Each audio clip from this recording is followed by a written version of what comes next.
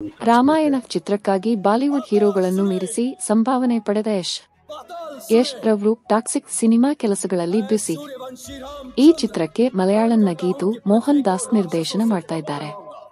KVN productions ಈ ಚಿತ್ರವನ್ನು ನಿರ್ಮಾಣ ಮಾಡ್ತಾ ಇದೆ. ಈ ಚಿತ್ರಕ್ಕೆ ಯಶ್ ಪಡೆಯುತ್ತಿರುವ ಸಂಭಾವನೆ ಎಷ್ಟು ಕೋಟಿ ರೂಪಾಯಿ ಎನ್ನೋ ಕುತೂಹಲ ನಿಮಗೂ ಇರಬಹುದು. ನಿತೇಶ್ ತಿವಾರಿಯವರು ನಿರ್ದೇಶನ ಮಾಡಲಿರುವ ರಾಮಾಯಣ ಕುರಿತ ಚರ್ಚೆಗಳು ನಿಲ್ಲುತ್ತಿಲ್ಲ. ಈ ಚಿತ್ರಕ್ಕೆ ಸಂಬಂಧಿಸಿದಂತೆ ದಿನದಿಂದ ದಿನಕ್ಕೆ ಹೊಸ ಸುದ್ದಿಗಳು ಹೊರಬೀಳ್ತಾ ಇವೆ. ಸ್ಟಾರ್ ಕಾಸ್ಟ್ನಿಂದ ಹಿಡಿದು ಸ್ಟಾರ್ಗಳ ಶುಲ್ಕದವರೆಗೆ ಎಲ್ಲವೂ ಚರ್ಚೆ ಆಗ್ತಾ ಇದೆ. ಚಿತ್ರದಲ್ಲಿ ರಣಬೀರ್ ಕಪೂರ್ ರಾಮನ ಪಾತ್ರದಲ್ಲಿ, ಸಾಯಿ ಪಲ್ಲವಿ ಸೀತೆಯಾಗಿ ಮತ್ತು ಕನ್ನಡದ ಸ್ಟಾರ್ ನಟ ಯಶ್ ರಾವಣನಾಗಿ ಕಾಣಿಸಿಕೊಳ್ಳಲಿದ್ದಾರೆ ಎಂದು ಸುದ್ದಿ ಹರಿದಾಡ್ತಾ ಇದೆ. ಚಿತ್ರದ ಉಳಿದ ಪಾತ್ರಗಳಿಗಾಗಿ ಭರ್ಜರಿ ತಂಡವನ್ನೇ ಸಿದ್ಧಪಡಿಸಲಾಗ್ತಿದೆ.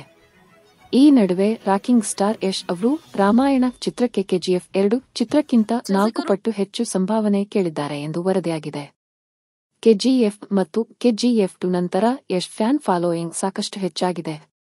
ಈಗ ಅವರ ಚಿತ್ರಕ್ಕಾಗಿ ಇಡೀ ದೇಶ ಕಾತರದಿಂದ ಕಾಯುವಂತಾಗಿದೆ.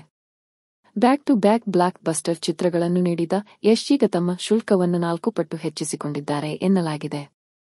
ನಿತೇಶ್ ತಿವಾರಿ ಅವರ ರಾಮಾಯಣದಲ್ಲಿ ರಾವಣನ ಪಾತ್ರಕ್ಕಾಗಿ ಯಶ್ ಪಡೆಯುತ್ತಿರುವ ಸಂಭಾವನೆ ಅನೇಕರಿಗೆ ಅಚ್ಚರಿ ಮೂಡಿಸಿದೆ. ಕೆಲವು ವರದಿಯ ಪ್ರಕಾರ ರಾಮಾಯಣ 3 ಕಂತುಗಳಲ್ಲಿ ಮೂಡಿ ಬರಲಿದೆ.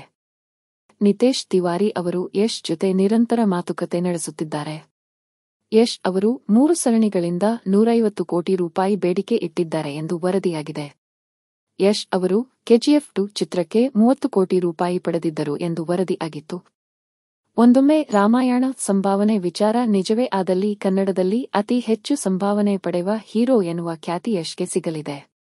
ಅಲ್ಲದೆ ಈ ವಿಚಾರದಲ್ಲಿ ಅವರು ಬಾಲಿವುಡ್ ಹೀರೋಗಳನ್ನು ಮೀರಿಸಿದಂತಾಗಲಿದೆ.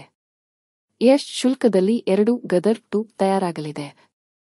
ಯಶ್ ಅವರ ಶುಲ್ಕದ ಸುದ್ದಿ ಇಂಡಸ್ಟ್ರಿಯಲ್ಲಿ ಸಂಚಲನ ಮೂಡಿಸಿದೆ. ಬಾಲಿವುಡ್ನ ಬೇಡಿಕೆಯ ಹೀರೋ ಸನ್ನಿ ಡಿಯೋಲ್ ಅವರ ಬ್ಲಾಕ್ಬಸ್ಟರ್ ಗದರ್ 2 ಬಜೆಟ್ 60 ಕೋಟಿ ರೂಪಾಯಿ ಇತ್ತು. ಅಂದರೆ ಯಶ್ ಸಂಭಾವನೆ ಗದರ್ 2 ಚಿತ್ರದ ಬಜೆಟ್ಗಿಂತ 2 ಪಟ್ಟು ಹೆಚ್ಚು ಆಗಿದೆ ಎಂದು ಅನೇಕರು ಹೇಳಿದ್ದಾರೆ.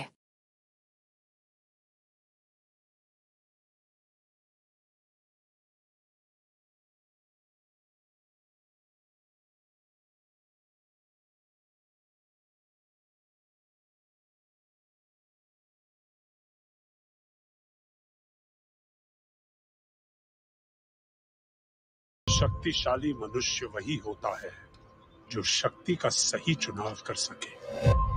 मेरे भैया, उनकी धर्मपत्नी सीता और मैं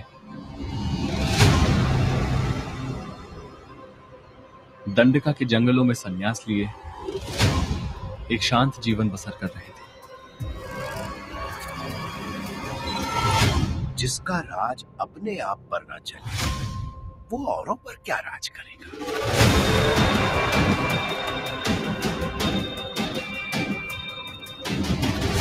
रावण की मृत्यु का मार्ग उसके जन्म से जात है श्री राम। एक ऐसा राजा जो है अपने ही घमंड का शिकार, अपने ही अहम का गुलाम।